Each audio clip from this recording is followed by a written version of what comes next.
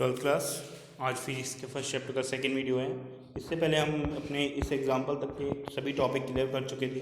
ठीक है, आपको किसी भी टॉपिक में कोई भी परेशानी है तो आप मुझसे पूछ सकते हैं। तो आज का नया टॉपिक है आवेशों के निकाय के कारण लगने वाला परिणामी कूलम्ब बल या अध्यारोपण का सिद्धांत। तो देखिए, इस सिद्धांत के अनुसार क्या होता है कि किसी निकाय में अगर कई सारे आवेश स्थित हों, ठीक है, जैसे यहाँ पे स्थित हैं, देख सकते हैं कि कई सारे आवेश हैं Q1 Q2 Q3, तो कई सारे आवेश स्थित हों, तो किसी एक आवेश पे लगने वाला कुल बल अन्य आवेशों के द्वारा लगने वाले अलग अलग बल के बीजगणितीय योग द्वारा दिया जाता है। ठीक है, जैसे Q2 के द्वारा लग रहा है बल F12, Q3 के कारण लग रहा है F13, Qn के कारण लग रहा है F1n। तो कुल बल क्या हो जाएगा? F बराबर F12 F13 plus dash dash dash F1n। ठीक है, तो कुल बल हम इससे ही याद करेंगे। ठीक है, तो थ्योरी है थोड़ी, इसको पढ़ लेते हैं। यदि Q1 Q2 Q3 Qn आवेश मूल बिंदु से क्रमशः R1 R2 Rn दूरियों पर स्थित हैं, यदि सर्वप्रथम Q1 आवेश को दिक् स्थान पर लाया जाए यानी मूल बिंदु पर लाया जाए, तो इस आवेश पर प्रत्येक आवेश की दूरियां क्रमशः R12 R13 R1n हों, तो केवल Q1 आवेश पे सभी आवेशों द्वारा लगने वाला बल F अध्यारोपण के सिद्धांत से ज्ञात करेंगे। ठीक है, तो सर्वप्रथम Q2 आवेश को Q1 के नज़दीक R12 दूरी पर स्थित कराने पर लगने वाला बल क्या हो जाएगा?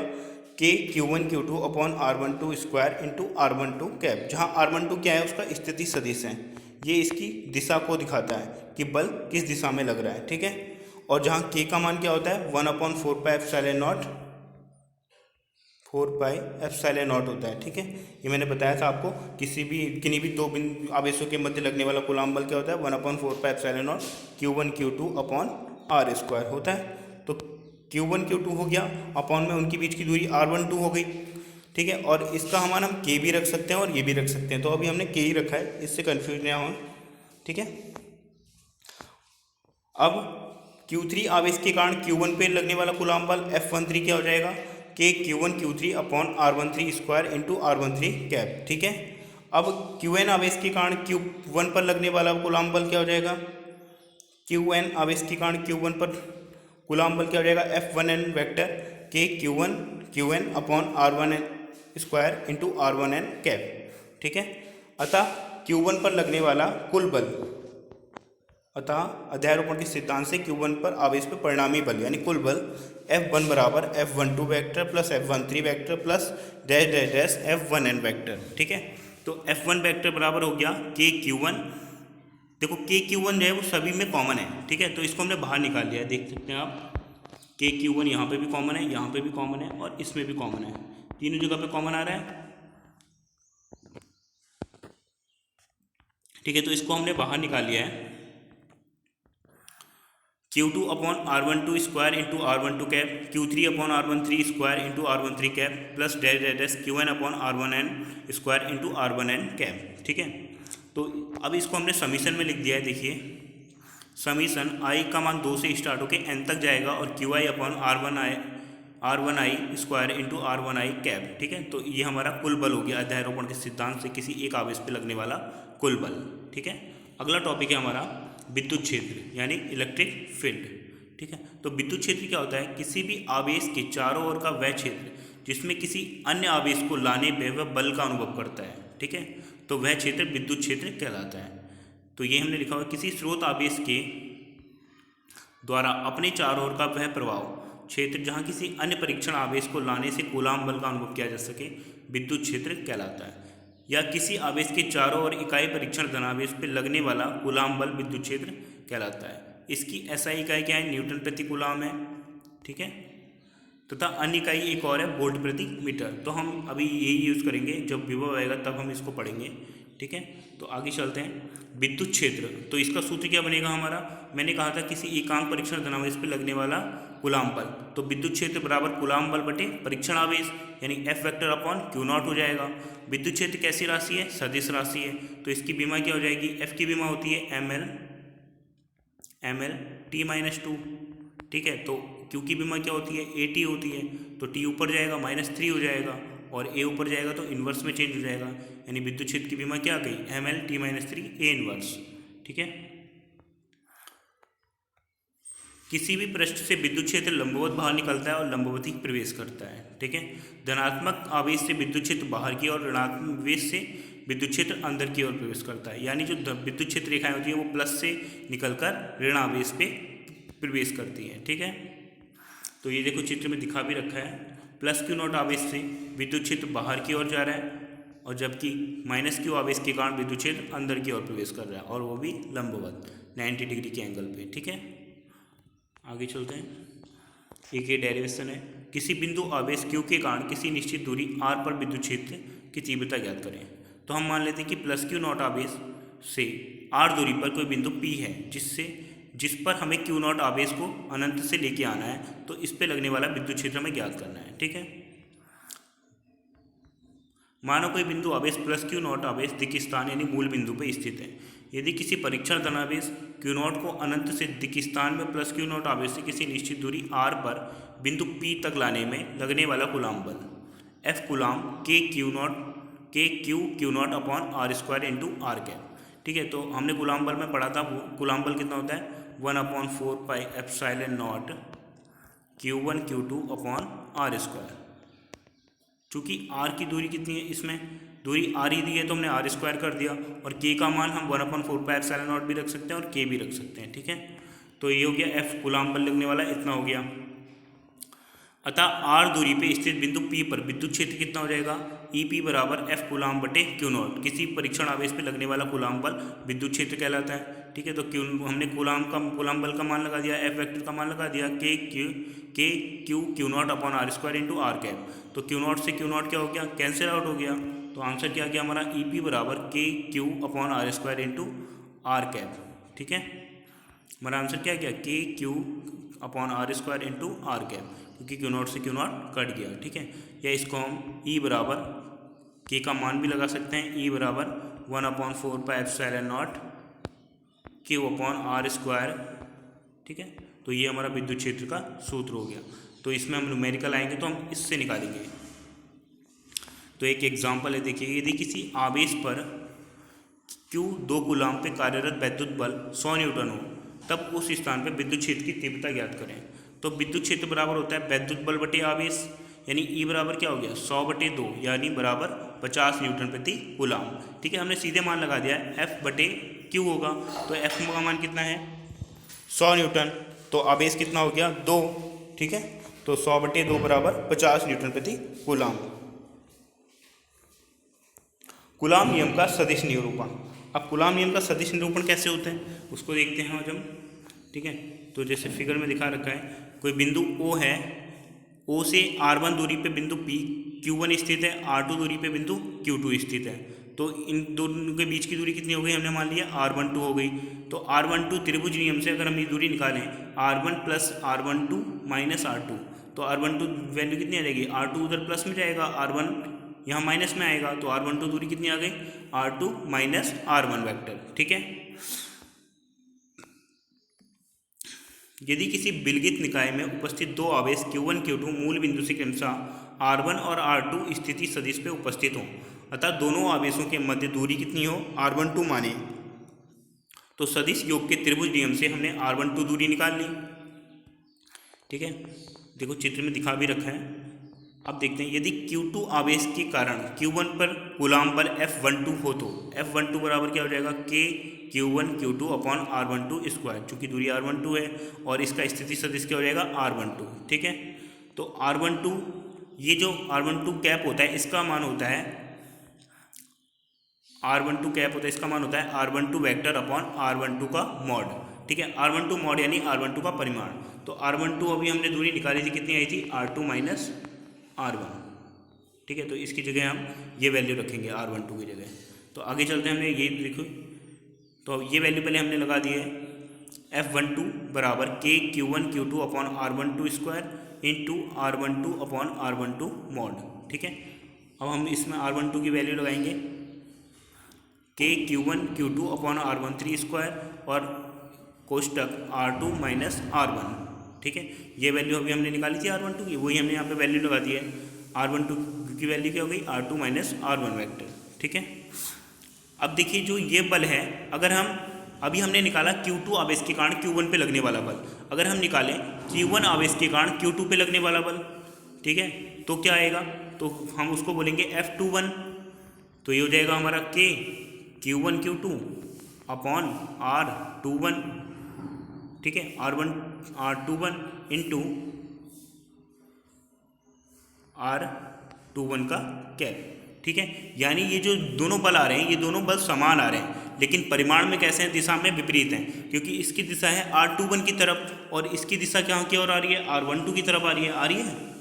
देखिए इसकी डायरेक्शन आ रही है R12 की तरफ और उस डायरेक्शन आ रही है R21 की तरफ, यानी दोनों बल कैसे हैं, परिमाण में समान लेकिन दिशा में विपरीत। तो इस बल की जगह हम लगा सकते हैं F21 और इसका मान कैसा आ रहा है, ऋणात्मक आ रहा है। यानी कह सकते हैं कि जो कूलाम का सदिश निरूपण है किसका पालन करता है, न्यूटन के तृतीय नियम का।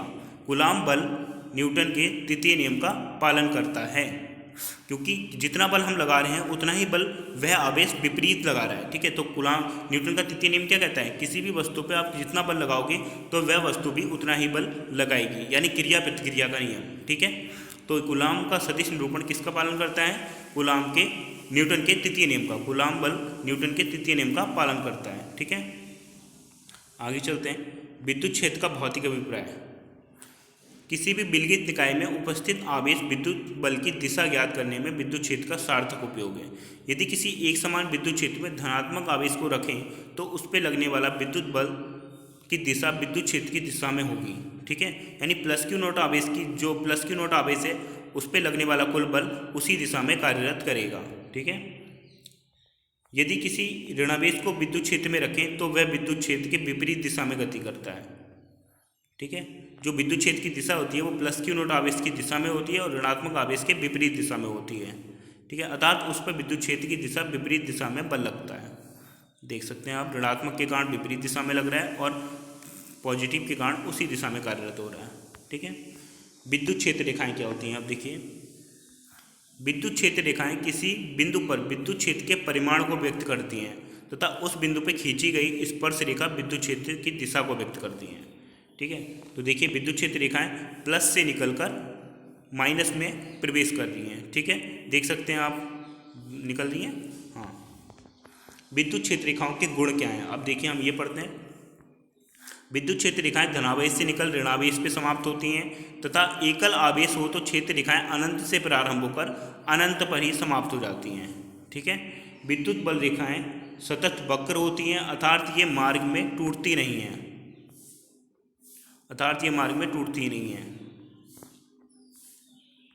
दो विद्युत बल रेखाएं कभी भी एक दूसरे को नहीं काटती, क्योंकि कटान बिंदु पर एक ही समय में दो स्पर्श रेखाएं खींची जा सकती हैं, जिससे एक ही बिंदु पर विद्युत क्षेत्र की दो दिशाएं इंगित होती हैं, जो कि असंभव है, ठीक है। अगर ये विद्युत क्षेत्र रेखाएं काटेंगी तो हम देख सकते हैं कि विद्युत क्षेत्र की दो दिशाएं बता रहा है, जो कि क्या है, असंभव है। विद्युत क्षेत्र की हमेशा एक ही दिशा होती है, तो विद्युत क्षेत्र रेखाएं एक दूसरे को कभी नहीं काटती। चौथा पॉइंट है, विद्युत बल रेखाएं बंद लूप नहीं बनाती, ये धनावेश से निकलकर ऋणावेश पे समाप्त हो जाती हैं। यह विद्युत क्षेत्र की संरचनात्मक प्रकृति का घोतक है, यानी सूचक है। विद्युत बल रेखाएं कुचालक पदार्थों से पारगमित हो जाती हैं, यानी उनसे निकल जाती हैं, ठीक है, लेकिन चालक पदार्थों से नहीं। जो कुचालक पदार्थ होगा उनको पार कर जाएंगी विद्युत बल रेखाएं, लेकिन जो चालक पदार्थ होगा उनको पार नहीं कर पाएंगी। छठा पॉइंट है, एक बिंदु आवेश Q से निकलने वाली बल रेखाओं की संख्या Q अपॉन एप्सिलॉन नॉट होती है, ठीक है। एक एग्जाम्पल अब इसको देखते हैं।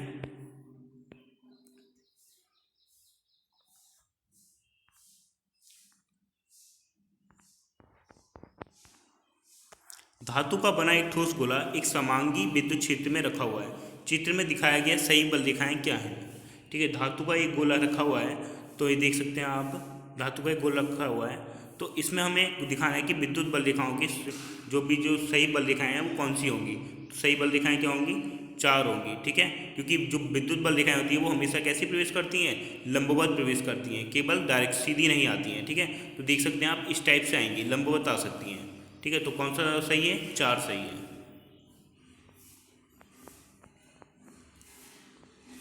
और विद्युत बल रेखाएं कभी भी धातु के अंदर नहीं होती हैं, ठीक है। तो आप देख सकते हैं जो 3 रेखाएं हैं वो हमेशा कैसे आ रही हैं, उसके अंदर आ रही हैं, ठीक है। तो विद्युत बल रेखाएं कभी भी धातु के अंदर नहीं होती हैं। आंसर क्या होगा इसका? डी होगा, ठीक है। विद्युत द्विध्रुव। अब विद्युत द्विध्रुव क्या होता है बच्चों? देखिए, विद्युत द्विध्रुव क्या होता है? दो समान परिमाण तथा विपरीत प्रकृति के आवेश बहुत अल्प दूरी पे रखे हों तो वह निकाय हमारा क्या कहलाता है? विद्युत द्विध्रुव कहलाता है। यानी दो समान आवेश, ठीक है, विपरीत भी कह सकते हैं, प्लस क्यू और माइनस क्यू, अगर एक दूसरे से 2a दूरी पे रखे हुए हैं या 2r दूरी पे रखे हुए हैं तो ये निकाय हमारे क्या कहलाएगा? विद्युत द्विध्रुव कहलाएगा, ठीक है। आदर्श विद्युत द्विध्रुव के लिए आवेश का मान बहुत अधिक होता है तथा आवेशों के बीच की दूरी बहुत कम होनी चाहिए, ठीक है। विद्युत द्विध्रुव आघूर्ण आवेश के परिमाण तथा उसके मध्य की दूरी के गुणनफल को विद्युत द्विध्रुव आघूर्ण कहते हैं, ठीक है। तो विद्युत द्विध्रुव आघूर्ण क्या होता है? आवेश के परिमाण, जैसे ये हमारा विद्युत द्विध्रुव बना तो किसी एक आवेश के परिमाण और उसके बीच की दूरी के गुणनफल को हम विद्युत द्विध्रुव आघूर्ण कहते हैं, ठीक है। P की दिशा हमेशा माइनस आवेश से प्लस आवेश की ओर होती है, क्योंकि विद्युत द्विध्रुव आघूर्ण कैसी राशि है? एक सदिश राशि है। विद्युत द्विध्रुव आघूर्ण एक कैसी राशि है? सदिश राशि है। इसका SI मात्रक कूलाम मीटर होता है, क्योंकि 2q इंटू, इसका सूत्र क्या आ रहा है? P बराबर आ रहा है हमारा q इंटू 2a। तो q यानी आवेश का मात्रक होता है कूलाम और a यानी दूरी का मात्रक होता है मीटर। तो इसका मात्रक क्या बन गया? कूलाम मीटर, ठीक है। इसकी विमा क्या बनेगी? अब देखिए इसकी विमा कैसे निकालेंगे हम? इसका सूत्र है q इंटू 2a। तो q यानी आवेश की विमा होती है at और a यानी लंबाई की विमा होती है l। तो इसकी विमा क्या हो गई? ATL, ठीक है। जहाँ m 0 है तो m को आप लिखो ना लिखो तो इसकी विमा हो जाएगी हमारी ATL, या ठीक है। विद्युत द्विध्रुव की भौतिक सार्थकता, इसको देख लेते हैं थोड़ा। विभिन्न प्रकार के भौतिक और रासायनिक यौगिकों में ध्रुवीय यौगिक तथा अध्रुवीय यौगिक को पहचानने में द्विध्रुव को सार्थक महत्व है, ठीक है। यदि किसी यौगिक का विद्युत द्विध्रुव आघूर्ण P बराबर 0 हो तो वे यौगिक अध्रुवित होते हैं। जैसे CO2, CH4, इनका जो विद्युत द्विध्रुव आघूर्ण है वो 0 होता है। जिन यौगिकों का द्विध्रुव आघूर्ण 0 नहीं होता है वे यौगिक ध्रुवित होते हैं, यानी घूम सकते हैं, जैसे H2O, HCl और NH3, ठीक है। एक एग्जाम्पल है, इसको देख लेते हैं। 2q आवेश तथा 1 सेंटीमीटर पर बने किसी द्विध्रुव का परिणामी द्विध्रुव आघूर्ण ज्ञात करो, दिशा भी बताइए, ठीक है। तो 2q यानी प्लस आवेश दिया है ना, तो हम जानते हैं P बराबर q इंटू 2a होता है। तो q हमारा दिया है कितना? 2 कूलाम, ठीक है। 2q का मान 2 कूलाम हो गया, और जो कि q बराबर हमें आंसर भी देगा, q बराबर मान कितना दिया? 1 माइक्रो कूलाम। तो 1 माइक्रो कूलाम का मान होता है 1 इंटू 10 टू दी पावर -6, ठीक है। 1 इंटू 10 टू दी पावर -6, ठीक है। q का मान हो गया, तो 2 कूलाम का मान कितना हो जाएगा? 2 गुणा 1 इंटू 10 टू दी पावर -6, वही वैल्यू हमने यहाँ पे लगा दी है। तो ठीक है, 2 गुणा 2 एकम 2 हो गया, टू 10 टू दी पावर -6। आवेश और उनके बीच की दूरी हमें दी है 1 सेंटीमीटर। 1 सेंटीमीटर को अगर मीटर में बदलेंगे तो कितना हो जाएगा? 1 गुणा 10 की घात -2। अब देखिए माइनस माइनस पावर जुड़ गई है, तो 10 की घात -6, 10 की घात -2 कितना हो गया? 10 की घात -8, और 2 एकम कितना हो गया? 2। तो लगने वाला कुल विद्युत द्विध्रुव आघूर्ण कितना हो गया? P बराबर 2 गुणा 10 की घात -8 कूलाम मीटर। 2 गुणा 10 की घात -8 कूलाम मीटर। दिशा क्या होगी? क्योंकि प्लस आ रहा है और 2q भी हमें प्लस दिया था, तो -2q आवेश से +q आवेश की ओर इसकी दिशा होगी, ठीक है। तो आज आप यहीं तक करें, ठीक है। आज के लिए इतना ही, बाकी हम कल करेंगे, ठीक है। और पढ़ते रहें आप सभी लोग।